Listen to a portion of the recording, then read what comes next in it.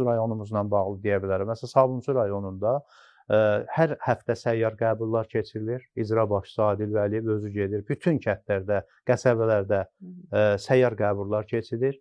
Elə bir vətəndaş yoxdur ki, gəlsin, məsələn, icra ilə bağlı problemdir. Yolumuz pis gündədir, Fazil bəy. Mən yaşayıram orada. Yola icra hakimiyyəti baxmır ki. Bilirsiniz, mən sizə bir şey deyim. Baxı, bu hədsiz mərkəzləşmə, mən öncə də dedim, bu bələdiyyənin statusunda olsaydı, 100 dənə məhəllədə mən də görürəm ki, yol bərbaddır. Bələdiyyə deyirsən, bələdiyyənin pulu yox. İcra hakimiyyətinə bu istiqamətdə fond yox.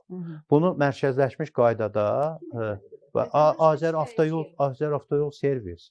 Biz də nə edirik? Biz ora müraciət edirik. Onlar da növbəyə qoyurlar. Məsələn, filan küçə, filan əsas küçələri asfaltlayırlar.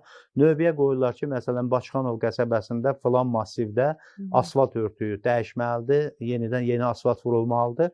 Onu məsələn biz arzulayarıq ki, bir aya vurulsun. Amma elə olur ki, bir il çəkir.